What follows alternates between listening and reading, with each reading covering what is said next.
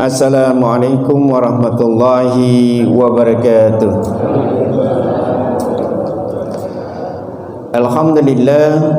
Alhamdulillahillazi allafa baina qulubina fa asbahna bi ni'mati ikhwana. Ashhadu an la ilaha illallah wahdahu la syarikalah wa ashhadu anna sayyidina Muhammadan abduhu wa rasuluhu la nabiyya ba'dah. Wa ja'al haqq wa jahaqal batin innal batila kana jahuqa. Alhamdulillah, pertama kita panjatkan puji syukur kehadirat Allah ilahi Rabbi, yang mana pada subuh kali ini kita masih diberikan kekuatan oleh Allah untuk melaksanakan sholat subuh berjamaah. InsyaAllah yang melaksanakan pada subuh kali ini dicatat oleh Allah sebagai orang-orang yang beriman di hadapannya. Amin. Salawat dan salam tidak lupa kita sampaikan pada junjungan kita Nabi Muhammad Rasulullah sallallahu alaihi wasallam beserta keluarga dan para sahabatnya dan juga kaum muslimin hingga akhir zaman. Alhamdulillah, saya kemarin malam mendadak gitu ya, diminta untuk menggantikan. Ya, kalau menggantikan namanya badal, tidak sebaik dengan yang digantikan gitu ya. Tapi insya Allah saya akan berusaha menyampaikan tentang sirah nabawiyah yang diminta untuk menyampaikan memaknai makna hijrah ya. Kalau kita berbicara tentang sirah nabawiyah, kita berbicara tentang 1400 tahun yang lalu ya.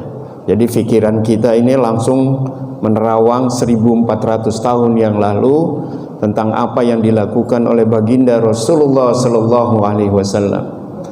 Orang-orang yang cinta kepada Rasulullah sallallahu alaihi wasallam, maka dia mengikuti apa yang disampaikannya yaitu Al-Quran, dan dia melaksanakannya apa yang diajarkan melalui Al-Hadis, apa yang disampaikan sunnah Rasulullah sallallahu alaihi wasallam.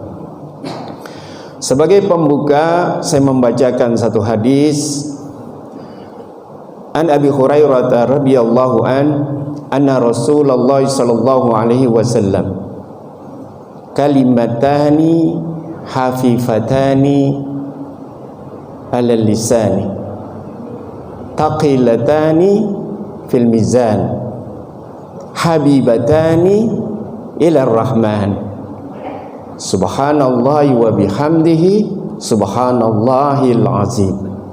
Muttafaqun alaih.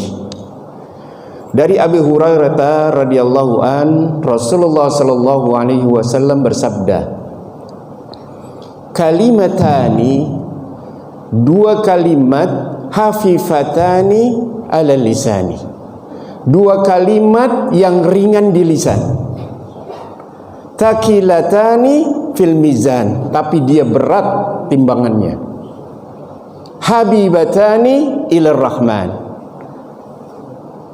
dan dia dicintai oleh Ar-Rahman, di sisi Ar-Rahman. Apa dua kalimat ini? Subhanallahi wa bihamdihi subhanallahil azim ya. Jadi Bapak Ibu sekalian sambil mendengarkan bisa sambil berzikir dua kalimat ini ya. Jadi sambil mendengarkan sirah sambil berzikir subhanallahi wa bihamdihi subhanallahil azim.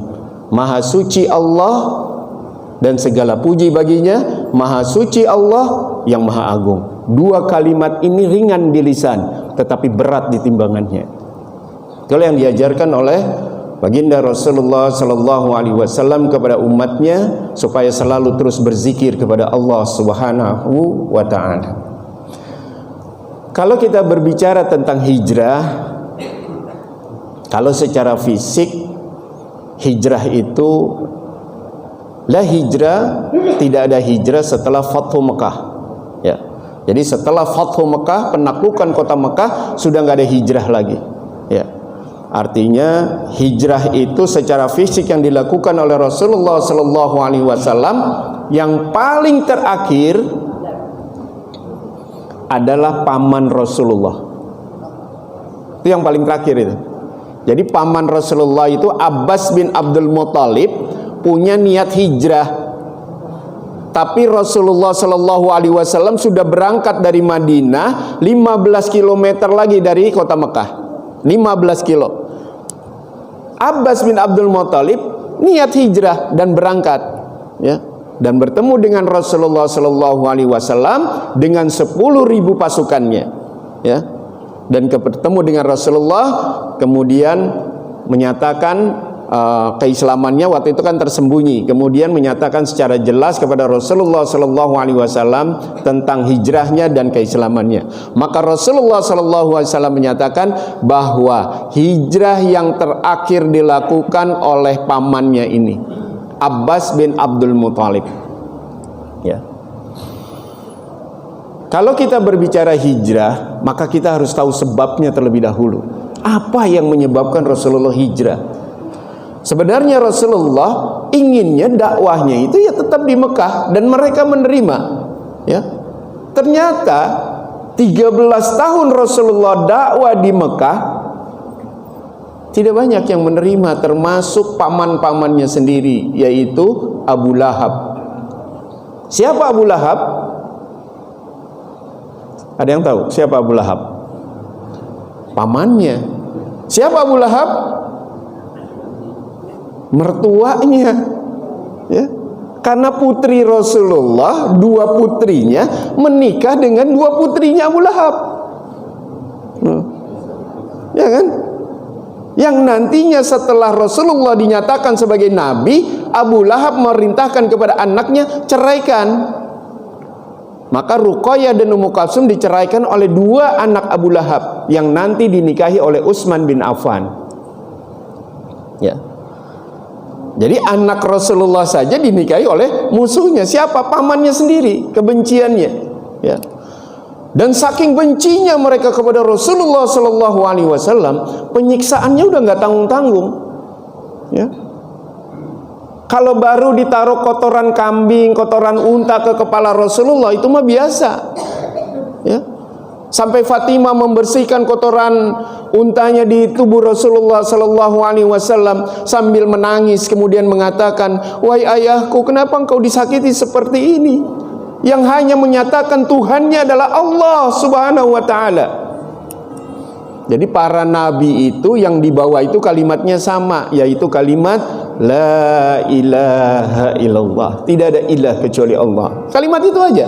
Dari sejak zaman Nabi Adam sampai Rasulullah sebagai khataman nabiyyin, penutup para nabi. Enggak ada lagi nabi setelah Rasulullah. Nah, ini konteks yang harus dipertegas nih. Karena di zaman sekarang saja masih ada yang ngaku-ngaku nabi, ya kan? Bahkan wanita juga ngaku nabi, ya kan? Siapa itu? Lia Edan, ya kan? Ya, sampai di penjara itu ngaku nabi. Apakah masih ada lagi? Ada nanti seterusnya. Orang pada masa Rasulullah saja ada yang ngaku nabi. Rasulullah masih ada, tapi ngaku nabi. Siapa? Musailamah Al-Kazzab.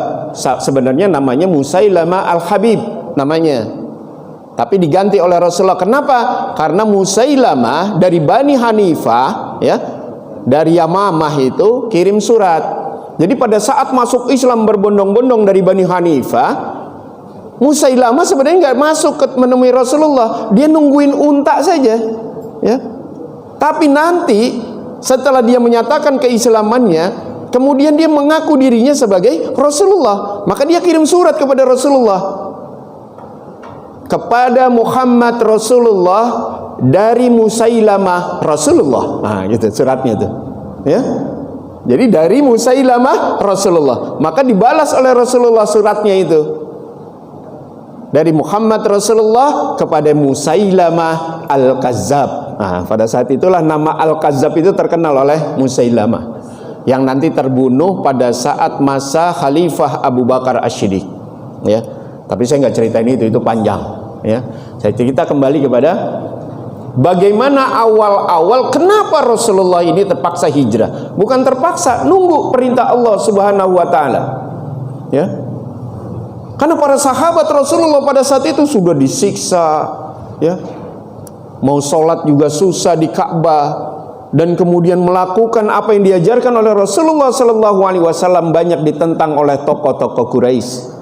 Sampai tokoh Quraisy ini selama Abu Thalib masih ada, ya, itu nggak ada yang berani ganggu secara keras kepada Rasulullah. Tapi setelah Abu Thalib pamannya meninggal, baru mereka itu dengan keras, ya, melakukan penyiksaan kepada Rasulullah Sallallahu Alaihi Wasallam. Ya. Singkat cerita,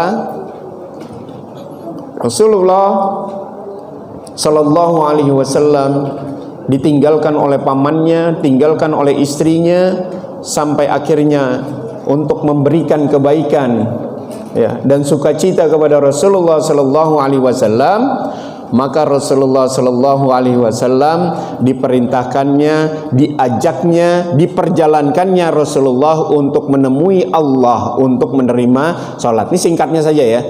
Ya, saya nggak ceritakan tentang perjalanan Isra Mi'rajnya seperti apa dan sebagainya.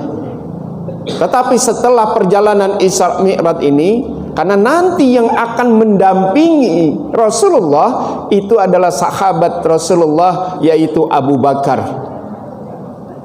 Gelar Abu Bakar apa? Abu Bakar Asy-Syiddiq. Kenapa dikatakan Asy-Syiddiq? Karena Abu Bakarlah yang selalu membenarkan ucapan Rasulullah Sallallahu Alaihi Wasallam. Ya, nggak pakai mikir kalau Abu Bakar itu. Jadi tatkala ada berita, Abu Bakar langsung sami'na, benar. Itu Abu Bakar. Dan jarak usia Abu Bakar dengan Rasulullah itu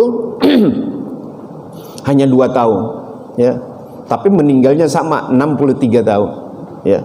Jadi setelah Rasulullah meninggal, pimpin menjadi khalifah Abu Bakar As-Siddiq, hanya 2 tahun menjadi khalifah, meninggal. Jadi jaraknya hanya 2 tahun usia Abu Bakar dan Rasulullah. Kenapa Abu Bakar dikatakan orang yang penting dalam perjalanan hijrah? Karena beliaulah yang mempersiapkan untuk secara material. Dan kenapa Abu Bakar disebut Asy-Syiddiq? Karena dialah orang satu-satunya yang selalu membenarkan ucapan Rasulullah ketimbang yang lainnya di luar para sahabat. Ya. Kita ingat pada saat perintah Isra dan Mi'raj yang nggak masuk akal. Kalau secara ini nggak masuk akal. Jangankan mereka pada saat itu, kita saja kalau posisinya sama pada saat ada di sana belum tentu juga percaya. Bayangkan, Rasulullah sedang duduk di depan Ka'bah malam-malam, kemudian datang malaikat Jibril, ya. Malaikat Jibril datang dengan jubah putih, kemudian datang kendaraan buruk yang bersayap warnanya putih. Tapi gambar buruknya bukan yang ada palanya wanita, ya, Pak. Ya. Itu beda itu. Jadi kalau di permadani itu ada kan? Ya. Oh, itu beredar tuh di kampung-kampung atau dijual di pasang itu. Buruk, Rasulullah naik buruk, palanya perempuan. Nah, itu kerjaan Israiliyat itu, ya. Jadi itu bahwa Rasulullah digambarkan senang pada wanita. Jadi buruk, palanya perempuan. Buruk itu binatang, lebih kecil dari unta dan lebih gede dari keledai, itu aja. Dan Rasulullah mengendarainya di mana mata memandang sampai, ya kan? Makanya perjalanannya hanya 1 hari 1 malam. Kira-kira kalau kita ada pada posisi itu, percaya nggak? Berat, Pak, untuk percaya. Bayangin, berangkat malam, subhanalladzi asra bi 'abdihi lailan minal masjidil haram ilal masjidil aqsa alladzi barakna Allahu linuriyahu min ayatina. Al-ayah. Siapa yang memperjalankan? Allah. Jadi kalau orang diperjalankan tugas dinas, itu yang membiayai orang yang nugasin. Bapak perjalanan tugas dinas ke Kalimantan, seluruh akomodasi, makan dan sebagainya disiapkan oleh kantor. Rasulullah diperjalankan oleh Allah. Siapa yang mempersiapkan? Allah seluruhnya yang mempersiapkan. Untuk bertemu dengan siapa? Dengan Allah, kan gitu. Ya. Sampai akhirnya, saya nggak ceritain lagi nih ke langit 1, langit 2, langit 3, sampai 7 ya. Ketemu dengan Allah, ya. Kemudian balik lagi sampai ke depan Ka'bah. di ujung Ka'bah, Rasulullah mikir, gimana cara nyampeinnya ke orang Quraisy? Sedangkan selama ini saja mereka udah nolak. Kira-kira gimana nyampeinnya? Rasulullahnya bingung aja, diam aja nih. Tiba-tiba dari pintu gerbang Masjidil Haram itu, cuk datang. Siapa? Abu Jahal. Jadi yang datang itu Abu Jahal. Abu Jahal datang, kemudian nanyakan, ya Muhammad, kenapa engkau merenung, katanya. Kayaknya ada sesuatu, ya kan? Akhirnya apa? Rasulullah menceritakan perjalanannya dari awal sampai akhir, sampai bertemu Allah, menerima perintah salat kepada siapa? Kepada musuhnya, Abu Jahal, yang selalu menyakitinya. Luar biasa yang disampaikan musuhnya. Apa kata Abu Jahal? Ya Muhammad, boleh nggak aku kumpulkan seluruh kabilah, kemudian kau ceritakan ini kepada mereka? Kata Rasulullah, kebetulan ini, karena aku harus nyampain, gitu kan? Yang ngumpulin siapa? Yang ngumpulin Abu Jahal. Seluruh kabilah kumpul di Bukit Qubais, kemudian Rasulullah menyampaikannya. Sebagian dari kaum muslimin yang sudah taat kembali goyang keimanannya. Karena nggak mungkin, Rasulullah belum pernah ke Palestina, belum pernah ke Masjidil Aqsa, tiba-tiba cerita tentang Masjidil Aqsa dan sudah perjalanan hanya dalam semalam. Padahal perjalanan ke sana itu 1 bulan, pulang pergi 2 bulan. Tapi ini hanya dalam 1 semalam. Nggak masuk akal. Sampai akhirnya kumpul semua, kemudian ceritakan. Sebagian goyang keimanannya. Satu yang belum didatangi, siapa? Abu Bakar, yang nanti akan mendampingi hijrah Rasulullah. Abu Bakar setelah datang ke rumahnya oleh Abu Jahal, temuin, ternyata tidak ada Abu Bakar, sedang di kebun kurmanya. Datang ke kebun kurmanya, datang rombongan kaum muslimin dan orang-orang kafir Quraisy berbarengan. Kata Abu Bakar, tumben-tumbenan ini datang kaum muslimin bareng sama ini kafir Quraisy. Setelah sampai menemui Abu Bakar, Abu Jahal nanya, ya sahabat Muhammad, Abu Bakar, apakah engkau sudah tahu ceritanya? Kata Abu Bakar, ya belum, orang belum cerita, ya kan? Begini ceritanya, diceritakan bahwa Rasulullah sudah perjalanan. Apa kata Abu Bakar? Kalau beliau yang menyampaikan, benar. Karena keselnya Abu Bakar, dibawa Abu Jahal menemui Rasulullah SAW di Bukit Qubais. Itu orang udah ngumpul semuanya, banyak seluruh kabilah. Abu Bakar dari jauh, ya Rasulullah, kebuka itu jalan, ya kan? Sampai akhirnya menemui Rasulullah. Apakah benar yang diceritakan Abu Jahal? Rasulullah ceritakan lagi, ceritakan perjalanan dari awal sampai akhir. Bagaimana menurut pendapatmu, wahai Abu Bakar? Benar ya Rasulullah, seluruh yang kau sampaikan dalam hatiku benar, tidak ada sedikit pun yang salah.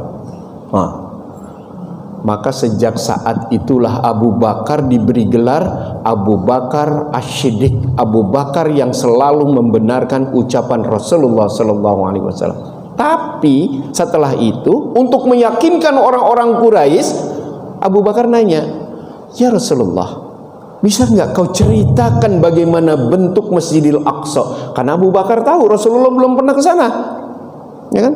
Belum pernah ke sana. Ya. Tujuannya apa?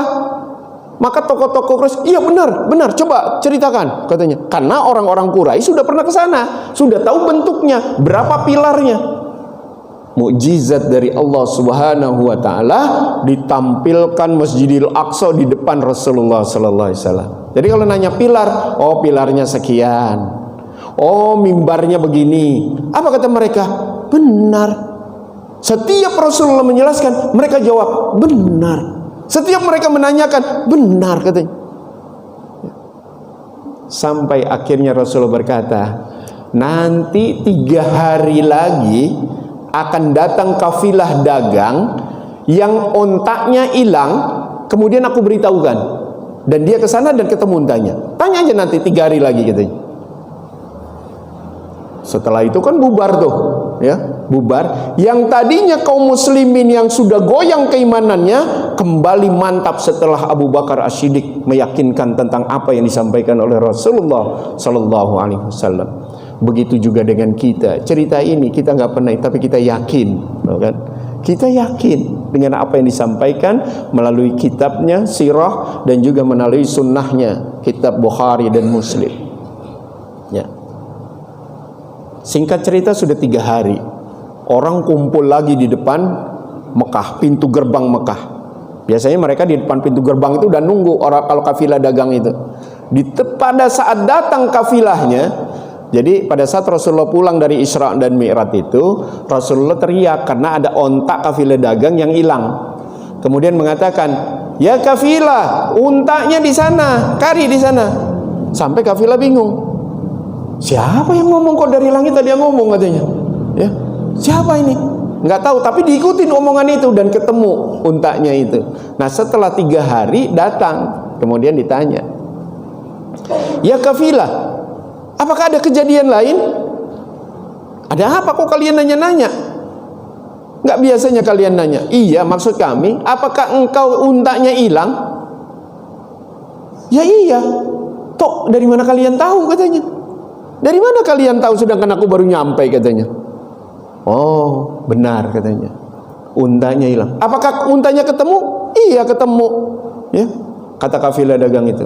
Baru diceritakan bahwa Muhammad menceritakan bahwa untanya hilang, kemudian dikasih tahu. "Iya, aku juga heran kenapa dia teriak dari langit," katanya. Sehingga aku ikuti perintah itu. Apa kata mereka? "Benar Muhammad." Tapi apakah mereka yakin dengan setelah cerita ini? Tidak.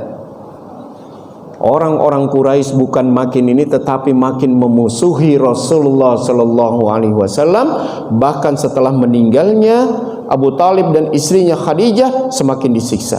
Sampai akhirnya Rasulullah ke Taif, ya kan? Setelah ke Taif kemudian balik lagi. Di Taif tidak diterima. Bahkan di Taif setelah Rasulullah masuk ke tenda-tenda para tokoh-tokoh Taif itu, keluar dari tenda, apa yang dilakukan oleh mereka? Persiapkan seluruh kita, mempersiapkan batu dan kotoran. Pada saat Rasulullah nanti Muhammad ini keluar, sambit, pukul, lempar dengan batu atau kotoran. Bayangkan, seperjalanan Rasulullah keluar dari tenda, sepanjang perjalanan dilempari oleh kotoran batu, kotoran unta dan sebagainya. Sampai Zaid bin Haritsah itu harus berputar-putar mengelilingi tubuh Rasulullah dengan satu harapan, tidak ada satu batu pun yang mengenai tubuh Rasulullah SAW. Saking cintanya Zaid bin Haritsah itu. Apa yang terjadi? Ternyata Rasulullah, dan kalau mereka ngelempar itu bukan lempar mukanya, yang dilempar itu kakinya. Jadi pada saat melangkah, kaki yang ada di atas ini itu yang disambit. Supaya apa? Supaya jatuh, ya. Dan Rasulullah jatuh, ya, terluka. Kemudian sampai di bawah pohon anggur berteduh, salah satu milik orang Quraisy, ya. Kemudian pada saat berteduh, 2 orang Taif itu merasa kasihan kepada Muhammad Rasulullah. Sampai akhirnya, "Tolong kasih makan itu." Akhirnya diberikan makanan. Pada saat diberikan makanan, kemudian Rasulullah ingin memakan buahnya itu. Kemudian beliau mengucapkan Bismillahirrahmanirrahim. Pembantunya, hamba sayanya ini yang bernama Adas ini kaget. Ucapan ini nggak ada di sini katanya. Kalimat apa ini? Ya. Kemudian Rasulullah mengatakan, "Aku adalah," ditanya oleh Rasulullah, "Kamu siapa?" Namanya Adas. "Dari mana?" "Dari Ninawa." Ninawa itu tempatnya Nabi Yunus alaihissalam. Apa kata Rasulullah? "Aku adalah saudara daripada Yunus alaihissalam." Kaget dia kan? "Dan aku adalah seorang nabi." Sampai akhirnya Adas itu mencium kepala Rasulullah sallallahu alaihi wasallam, dan 2 majikannya ini langsung memanggil Adas dan dipukuli, ya. Dan sejak saat itu nggak ada ceritanya lagi bagaimana kondisi Adas. Sampai akhirnya malaikat Jabal datang menemui Rasulullah. "Ya Muhammad, apakah akan kubalikan Jabal ini kepada penduduk Taif?" Apa kata Rasulullah? "Tidak wahai malaikat, mereka belum mengikuti aku, Karena dia belum tahu. Kalau sekiranya dia tahu, dia akan mengikuti apa yang aku bawa. Makanya nanti Taif itu, penduduk Taif itu adalah penduduk yang paling terakhir masuk Islam. Ya, yang masuk Islam paling terakhir nanti. Makanya nanti pada saat pemurtatan, pada saat orang-orang murtad, pada zaman Abu Bakar As-Siddiq, itu kan seluruh kabilah banyak yang murtad, kecuali 3, Mekah, Madinah, Taif.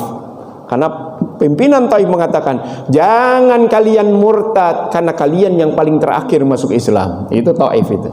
Ya.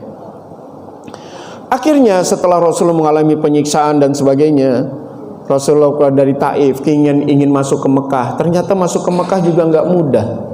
Bagaimana bisa masuk ke Mekah, orang udah dimusuhi? Sampai akhirnya Rasulullah Shallallahu Alaihi Wasallam menggunakan undang-undang jahiliyahnya. Ini luar biasa ini. Ini hanya bisa diikuti oleh masa nanti ke depan. Undang-undang jahiliyah. Apa undang-undang jahiliyah? Sebenarnya Rasulullah bisa aja minta kepada Allah, ya Allah, aku ingin tawaf di Ka'bah, lindungi aku ya Allah. Enggak akan ada yang bisa ngelihat kecuali Rasulullah kan tawaf. Tapi apa yang dilakukan Rasulullah? Dia gunakan undang-undang pada saat itu. Apa undang-undangnya? Apabila ada orang yang meminta perlindungan, maka orang yang memberi perlindungan harus didukung. Ya, jadi boleh memberikan perlindungan orang yang minta perlindungan. Maka Rasulullah cari siapa nih yang bisa memberikan perlindungan. Ada seorang kafir Quraisy yang diminta perlindungan. Siapa? Kalau tidak salah namanya Mut'im bin Adi.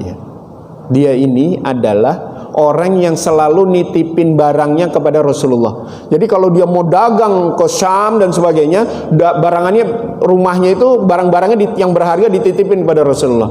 Maka nanti Rasulullah sebelum hijrah pesan kepada Ali bin Abi Thalib, ya Ali, ini barangnya ini, tolong kembalikan. Ini barangnya ini kembalikan. Ini barangnya ini. Kenapa? Karena rumah Rasulullah menjadi tempat penitipan kafilah-kafilah dagang orang-orang kafir Quraisy yang mau berangkat ke Syam. Kenapa? Karena Rasulullah Al-Amin.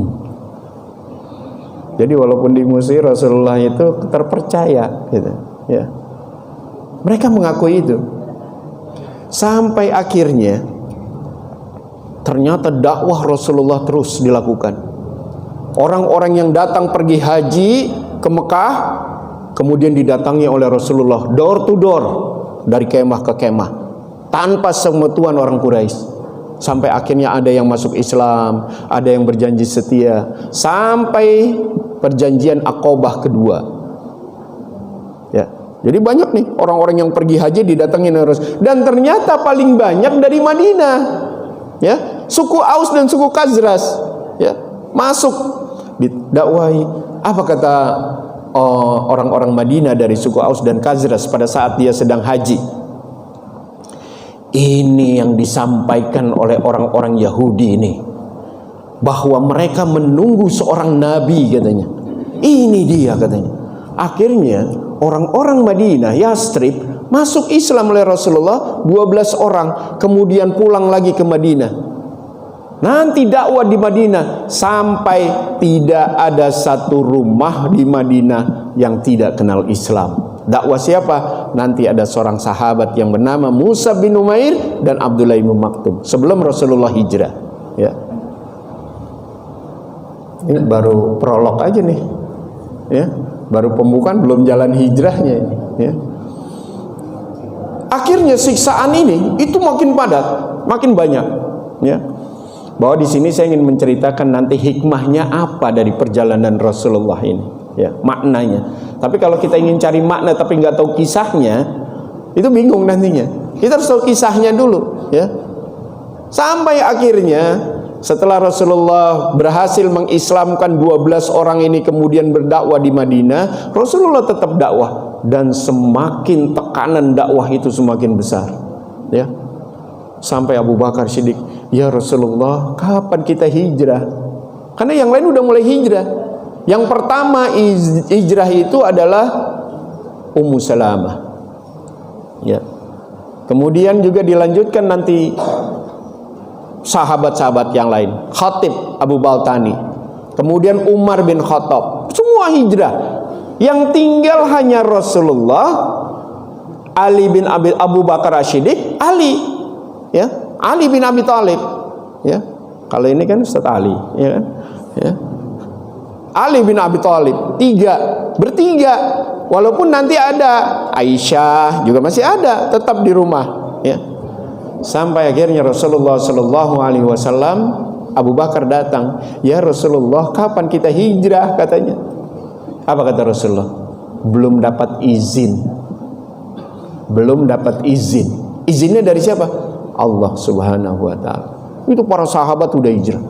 Ada seorang sahabat hijrah, bawa hartanya banyak, ya kan? Bawa hartanya, dicegat di tengah jalan. Ya Khatib, kenapa engkau bawa ini?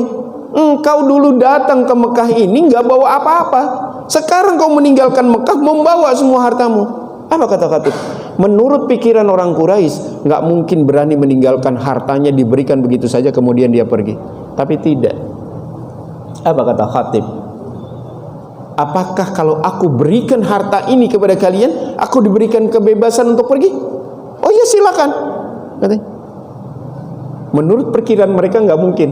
Tapi apa yang dilakukan? Aku serahkan seluruh hartaku, aku akan pergi, katanya. Akhirnya hartanya diserahkan, kemudian dia pergi, nggak membawa apa-apa. Makanya nanti Rasulullah pada saat hijrah setelah para sahabat itu kan miskin semua, nggak punya apa-apa. Emang mereka pada bawa harta? Enggak, hanya yang ada di tubuh dan sebagian harta yang ia bawa. Sampai nanti, ya, di Madinah nanti, kenapa dibuat masjid, ya kan? Di Kuba, kemudian Nabawi, di sana orang-orang muhajirin itu tidur, emper di masjid, tidur mereka, ratusan lebih. Makanya nanti Rasulullah mempersaudarakan, si A dipersaudarakan dengan ini dipersaudarakan ini tujuannya apa? Menyelamatkan orang-orang muhajirin yang tidak bawa apa-apa, gitu. Kan luar biasa pengorbanannya hijrah itu, ya. Jadi hijrah itu tidak main-main, maka dijadikan titik tolak perubahan. Titik tolak perubahan dakwah itu hijrah, ya. Rasulullah Shallallahu Alaihi Wasallam setelah itu, setelah dapat perintah, saya tanya dulu ini sampai jam berapa ini? Berapa? 5.40. Ternyata sebentar lagi, ya. Saya ngomongnya ke ini, ya. Ya. Setelah Rasulullah Shallallahu Alaihi Wasallam dapat izin dari Allah Subhanahu Wa Taala, apa yang menyebabkan dapat izin? Karena tokoh-tokoh Quraisy berkumpul di Darun Nadwah. Apa Darun Nadwah ini? Darun Nadwah adalah balai pertemuan orang-orang Quraisy untuk membahas segala sesuatu dan mengerjakan segala sesuatu termasuk pernikahan dan sebagainya. Itu di Darun Nadwah, ya. Jadi kayak tempat balai balai RW gitu, ya. Ya, besar tempat pertemuan. Akhirnya apa? Mereka sepakat.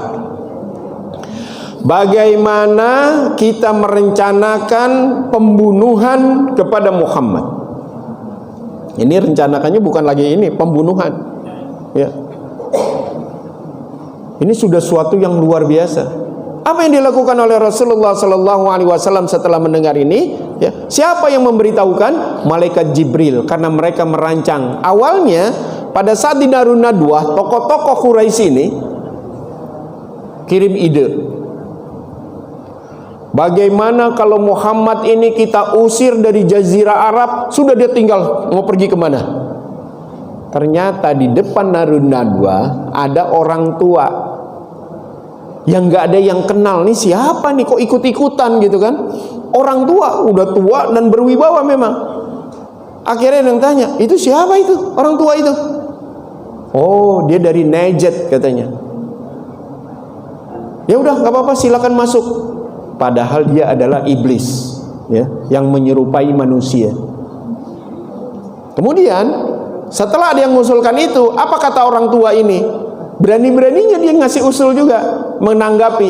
Aku nggak setuju dengan perencana itu, karena mungkin saja nanti Muhammad di tempat lain kemudian bisa bergaul dengan yang lain dan justru menjadi besar. Nggak setuju. Ada usul yang kedua. Bagaimana kalau Muhammad dikurung di kerangkeng besi, kemudian di dalamnya, kemudian kita jemur di padang pasir sampai mati. Oh, itu rencana kedua. Seperti yang dilakukan oleh salah satu tukang sihir pada saat itu. Orang tua ini mengatakan, tidak, aku kurang setuju. Kenapa? Pasti pengikut Muhammad akan mendatangi tempat itu dan akan melepaskannya.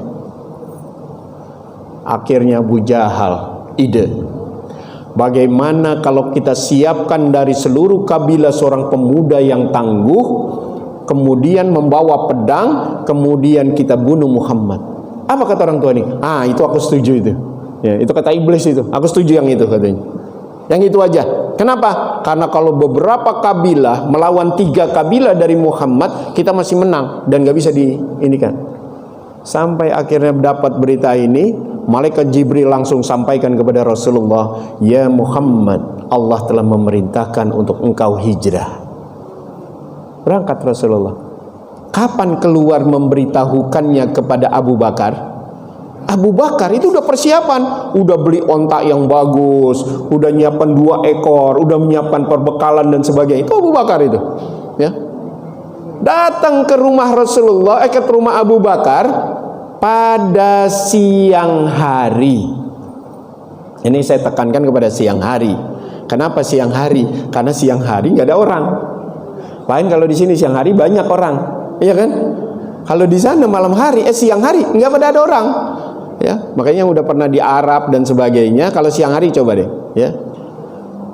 Saya 2 tahun di sana. Ya, waktu itu saya bukan di Mekah, tapi di Emirat. 2 tahun, tapi saya di pangkalan militer perang pada, tapi orang sipil. Ya, itu sampai latihan untuk siang-siang. Dan ternyata memang siang-siang parah itu. Saya siang-siang banyak bergerak di sana, bahkan latihan lari ya, karena untuk nyiapin fisik pada saat itu 7 hari keluar darah. 7 hari keluar darah, apa namanya itu? Mimisan ya, keluar darah terus itu ya. Harus, kalau kita kan di ini pakai daun sirih, nyari daun sirihnya harus ke Indonesia susah ya kan, jadi nggak pakai daun sirih, pakai tisu aja ya kan, tutup. Tapi kalau lama-lama berhenti ntar keluar lagi, kalau siang keluar, tapi lama-lama setelah 7 hari hilang itu, udah nggak ini karena sudah terbiasa ya. Nah, jadi siang hari Rasulullah datang. Kenapa? Nggak mungkin ada orang yang keluar. Kenapa? Karena panasnya. Rasulullah datang, ngetok ke rumah Abu Bakar As-Siddiq, yang nemuin adalah Aisyah pada saat itu. Kemudian Abu Bakar kaget. Ya Rasulullah, ada apa? Biasanya Rasulullah itu kalau ke rumah Abu Bakar itu kalau nggak pagi, sore. Hanya 2 waktu itu. Nggak pernah siang. Ini kok tumben siang, ya kan? Dan siang-siang itu akhirnya Rasulullah mengatakan, ya Abu Bakar, kita berangkat. Apa kata Abu Bakar? Apakah denganku ya Rasulullah? Iya, denganmu. Itu betapa gembiranya Abu Bakar As-Siddiq pada saat itu. Tidak ada kegembiraan yang lain kecuali pada saat itu. Kenapa? Karena senang mendampingi Rasulullah Sallallahu Alaihi Wasallam. Ya.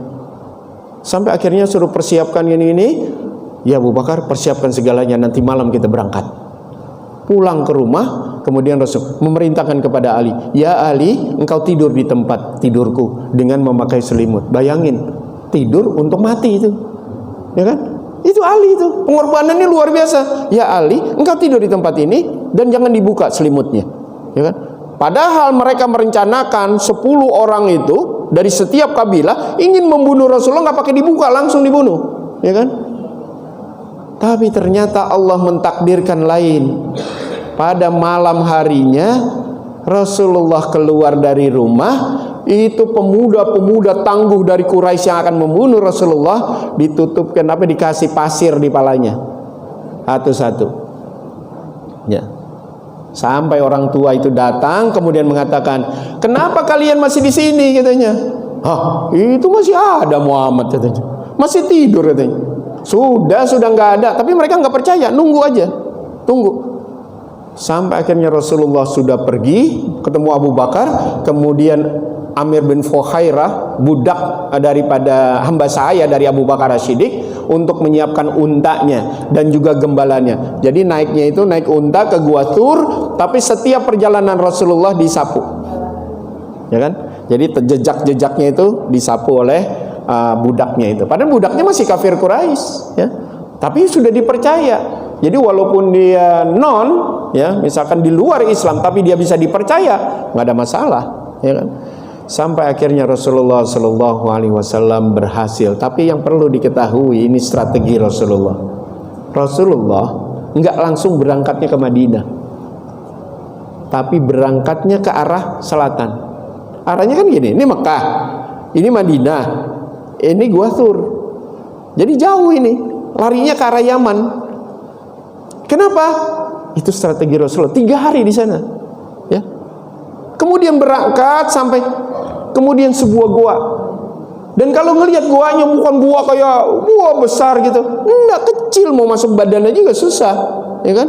Masuk ke dalam, ya, walaupun itu cuma lempengan-lempengan gitu. Masuk, tapi apa yang dilakukan oleh Abu Bakar As-Siddiq saking cintanya kepada Rasulullah Sallallahu Alaihi Wasallam. Abu Bakar As-Siddiq itu ngecek lubang-lubang di gua itu dengan kakinya. Jadi kalau misalkan ada apa-apa, kakinya dulu yang kena, ya. Dan Rasulullah dengan Abu Bakar masuk ke dalamnya setelah dinyatakan aman dan tidak. Walaupun ada sebagian riwayat yang menyatakan walaupun nanti sahih dan tidaknya, itu sampai pada saat Rasulullah sedang tidur di pangkuan Rasulullah pangkuan Abu Bakar, ya, itu kaki Abu Bakar As-Siddiq digigit oleh salah satu binatang yang sampai menetes sangat sakitnya, ya. Kemudian meneteskan keringatnya, dan dengan harapan tidak terbangun Rasulullah dari tidurnya karena Abu Bakar menahan sakit itu, ya. Sampai akhirnya ternyata Rasulullah Shallallahu Alaihi Wasallam melihat, kenapa yang kau ya Abu Bakar? Ya, namanya di gua kan binatang yang berbisa juga banyak, ya. Sampai akhirnya ternyata ada ini, ya, walaupun kisahnya ini nanti bisa dicek ulang, ya, ini. Kemudian dikatakan luka, setelah luka disembur pakai ini, jempol Rasulullah masuk ke langit-langit, ya kan? Kemudian diusapin. Tapi ingat, jempol Rasulullah, ya, jempol Rasulullah. Ini kan enggak sekarang kiai, ya, jigongnya ampuh, ya kan? Wah, sembuh. Itu Rasulullah saja, ya. Akhirnya sembuh Abu Bakar As-Siddiq, ya. Kemudian apa yang menyelamatkannya lagi?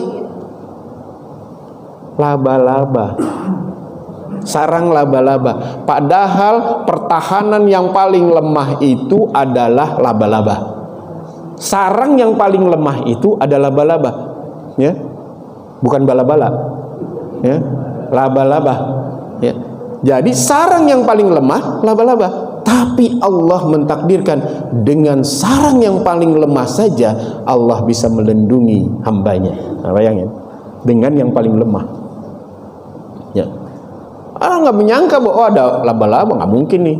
Ada sarang burung, nggak mungkin ada orang di sini, ya. Itu 3 hari. Dan siapa yang memberi makan 3 hari? Asma binti Abu Bakar, anaknya Abu Bakar. Padahal pada saat itu sedang hamil tua, sehingga dirobek pakaiannya untuk mengikat hamilnya untuk naik ke bukit. Yang satu untuk ikat makanannya, ya.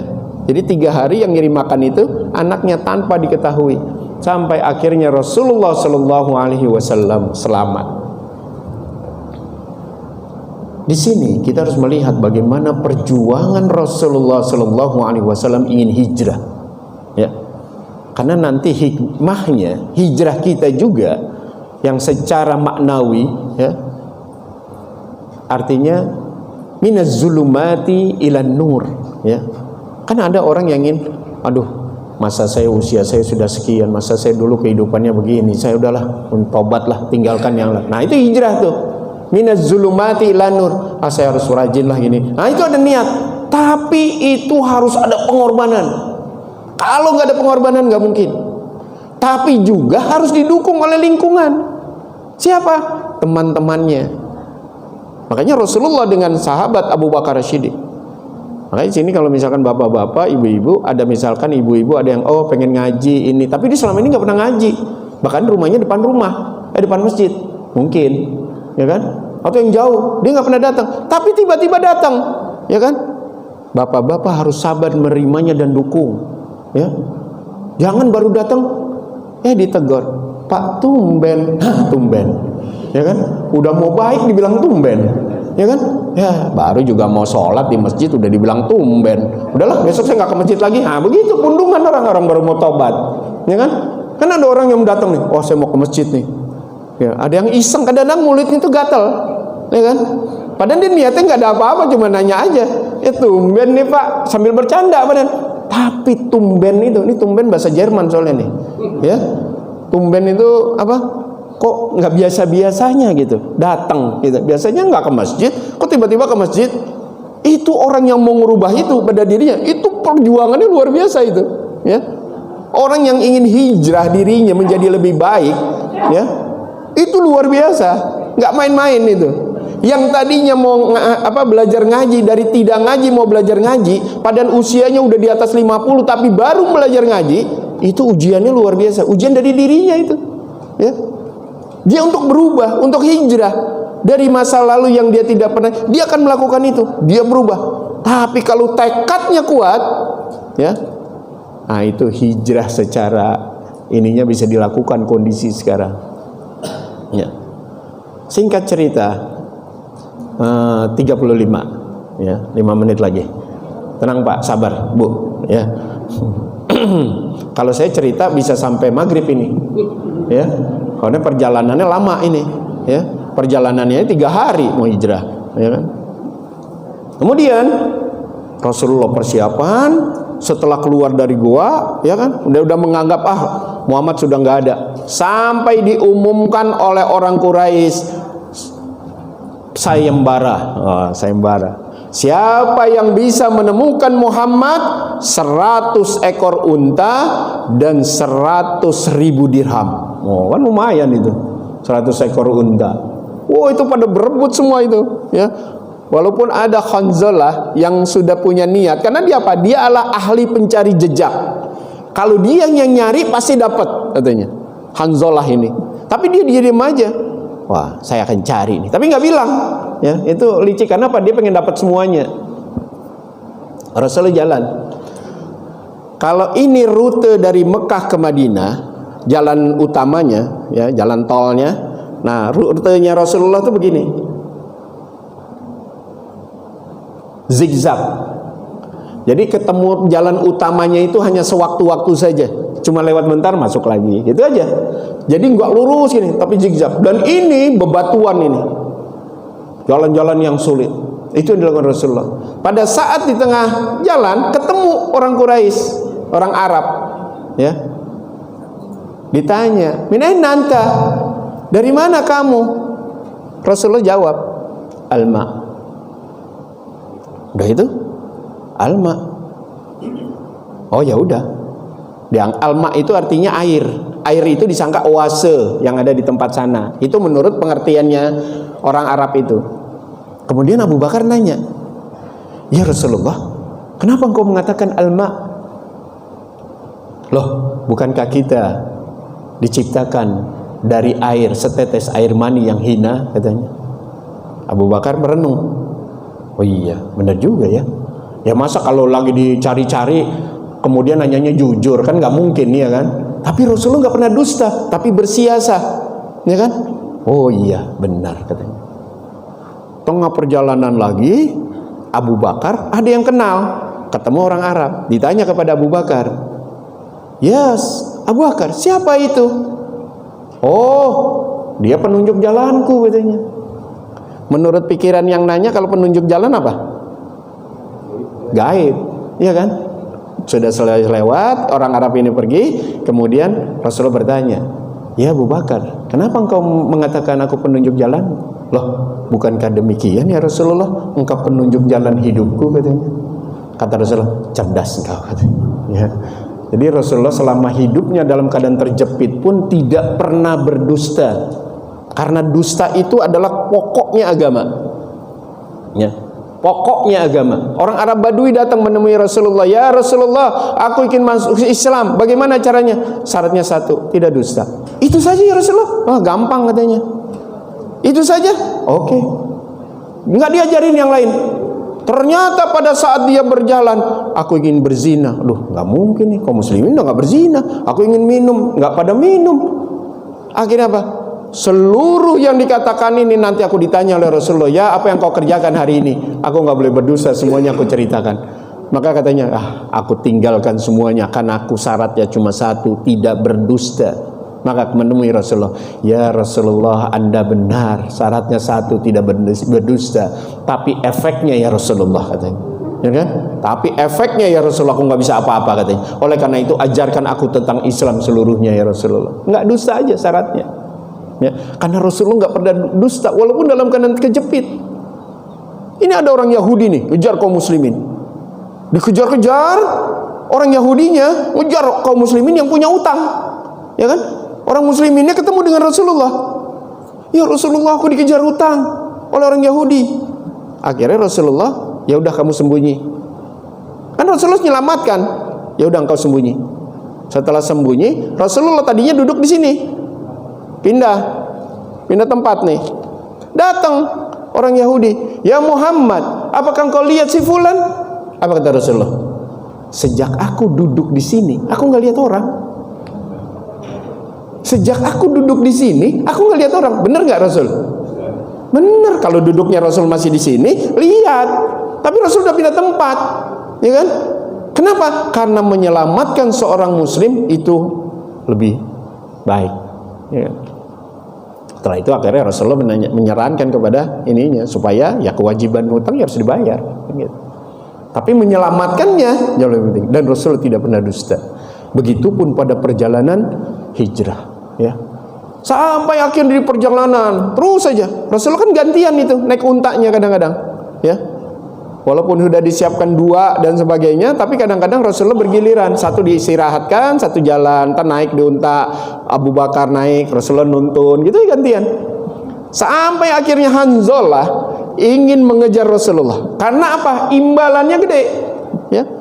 Nah, akhirnya ketemu. Setelah mau ketemu, jatuh. Ketemu, sampai akhirnya udahlah aku nyerah, katanya. Gak mungkin aku kejar sampai ketemu dengan Rasulullah. Rasulullah pada saat itu mengatakan kepada Hanzalah, ya Hanzalah, sudahlah engkau pulang, katanya. Nanti aku berikan harta mahkota Persia kepadamu. Bayangin, Rasulullah dikejar hijrah, janjinya apa? Mahkota, perhiasan Persia. Padahal Persia masih jauh nanti, pada masa Umar bin Khattab. Tapi Hanzalah udah keburu masuk Islam. Hanzalah masuk Islam sampai masa Umar bin Khattab itu usianya sudah 90 tahun dan udah bungkuk, ya kan? Sampai Umar bin Khattab bilang, cari Hanzalah. Nah itu, cari Hanzalah. Ini janji Rasulullah pada saat hijrah, katanya. Bayangin. Padahal apa? Hanzalah udah nggak ingat, orang udah masuk Islam, yang begitu udah nggak diingat, ya. Tapi bagaimana para sahabat komitmen kuat kepada ucapan Rasulullah SAW sampai kepada kita, ya, sampai kepada kita. Dan akhirnya Rasulullah ke Ummu Ma'bad, ketemu dengan Ummu Ma'bad. Ummu Ma'bad siapa? Orang yang di satu dusun yang mengembalakan domba, unta, kemudian ininya pada kurus. Kemudian Rasulullah minta, apakah bisa ada susu yang aku minum bersama dengan sahabatku, katanya. Apa kata Ummu Ma'bad? Lihat sendiri tuh unta-unta dan kambing pada kurus semuanya. Tapi bolehkah aku perah, katanya? Kata, ya silakan kalau ada. Pada saat Rasulullah memerah unta dan dombanya, keluar susunya yang banyak dan yang lainnya kembali mempunyai susu yang banyak. Sampai Ummu Ma'badnya kaget. Benar ini, ya. Orang ini membawa keberkahan, katanya, yaitu Rasulullah SAW. Sampai akhirnya nanti sampai ke Madinah. Dan siapa yang pertama ngelihat di Madinah? Orang Yahudi. Kenapa? Karena kaum muslimin udah nunggu nih dari pagi sampai sore nggak ketemu. Sampai berapa hari nggak? Karena Rasul udah datang. Kenapa? Karena Rasulullah terhambat di Ummu Ma'bad pada saat itu. Sampai akhirnya Rasulullah sudah datang di antara Saniyatul Wada, kan gitu kan? Tala'al badru alaina min Saniyatil Wada. Saniyatul Wada itu dua bukit gitu. Ya, itu Saniyatul Wada. Ya. Jadi Saniyatul Rasulullah keluar dari sana. Siapa yang ngelihat? Orang Yahudi yang ada di pohon kurma lagi nyamatin. Siapa yang datang? Kenapa? Sangat yakin bahwa dia nabi.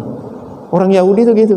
Tapi mereka nggak ngikutin Nabi. Kenapa? Karena Nabi bukan dari turunan Bani Israel, tapi dari Ismail. Itu yang membuat orang Yahudi nggak mau. Ya. Bapak Ibu sekalian yang berbahagia, karena sudah lewat 5 menit, ya. Hikmahnya adalah bagaimana dengan hikmah hijrah ini, pengorbanan Rasulullah untuk melakukan kebaikan, sampai nanti Rasulullah di Madinah membuat sesuatu pemerintahan yang kuat di Madinah, sampai nanti akhirnya Rasulullah bisa mengalahkan Romawi. Bayangkan, yang dilawan berapa Romawi? 200.000 pasukan, ya. Tapi nggak berani menghadapi Rasulullah. Kenapa? Karena Raja Heraklius yang mengatakan, jangan kalian lawan dia, karena dia adalah seorang nabi. Bayangin, Raja Heraklius itu ngomong gitu. Kita diamin saja. Makanya pada perang Tabuk itu, sebulan lamanya Rasulullah menjaga benteng Tabuk itu di Syam, ya. Dan mereka nggak berani melawan Rasulullah SAW. Sampai akhirnya Rasulullah pulang, berbondong-bondong orang di sekitar Jazirah Arab itu masuk ke dalam Islam. Karena apa? Muhammad bisa mengalahkan Imperium Romawi gitu. Ya. Tapi itu masih panjang perjalanannya. Jadi kalau saya cerita ini, ya 63 tahun lah lamanya, ya. Karena usia Rasulullah itu 63 tahun, ya. Jadi kalau ini kan cuma 45 menit, ya kan? Jadi 45 menit ya singkat-singkat ya. Dan Rasulullah baru nyampe di Madinah. Jadi masih panjang perjalanannya. Tapi karena waktunya juga sudah habis, mudah-mudahan ya dalam waktu kesempatan mendatang masih ada waktu lagi. Tapi seperti dikatakan bahwa menggantikan badal itu tidak lebih baik, pasti yang utama yang lebih baik. Saya kira itu saja. Al-haqqu min rabbik fala takuna mumtarin, yang benar datangnya dari Allah, yang salah datangnya dari diri saya pribadi. Biasanya ada tanya jawab nggak? Ada? Ada yang mau ditanyakan? Ada yang mau ditanyakan Bapak Ibu? Nggak ada ya? Kalau cerita sih jadi nggak ada, dengerin aja, nikmatin aja udah, ya kan? Nikmatin. Ibu nggak ada? Alhamdulillah. Ya. Cukup bisa. Cukup ya. Mari kita akhiri dengan bermunajat kepada Allah Subhanahu wa taala. Insyaallah kita telah mengorbankan waktu-waktu kita semuanya, semoga menjadi amal soleh kita semuanya. Auzubillahi minasyaitonirrajim. Bismillahirrahmanirrahim. Ya Allah, ampunilah segala kesalahan kami ya Allah. Tunjukkan kepada kami yang benar itu benar sehingga kami dapat melaksanakannya ya Allah. Tunjukkan kepada kami yang salah itu salah sehingga kami dapat meninggalkannya ya Allah. Ya Allah, jadikanlah keluarga kami keluarga yang sakinah, mawaddah warahmah ya Allah. Ya Allah, selamatkanlah kedua orang tua kami yang telah meninggalkan kami ya Allah. Lapangkan kuburnya, ampuni dosanya, dan juga sampai ke surgamu kelak ya Allah. Ya Allah, berikan kepada kami kekuatan untuk melaksanakan apa yang telah Kau perintahkan ya Allah. Rabbana zalamna anfusana wa illam taghfir lana wa tarhamna lanakunanna minal khasirin. Rabbana min azwajina wa zurriyyatina qurrata a'yunin waj'alna lil muttaqina imama. Allahumma ighfir lana wa liwalidayna warhamhum kama rabbawna shighara. ولجميع المسلمين والمسلمات والمؤمنين والمؤمنات الأحياء منهم والأموات إنك سميع قريب مجيب الدعوة قاضي الحاجات. ربنا آتنا في الدنيا حسنة وفي الآخرة حسنة وقنا عذاب النار. سبحان ربك رب العزة عما يصفون وسلام على المرسلين والحمد لله رب العالمين. السلام عليكم ورحمة الله وبركاته.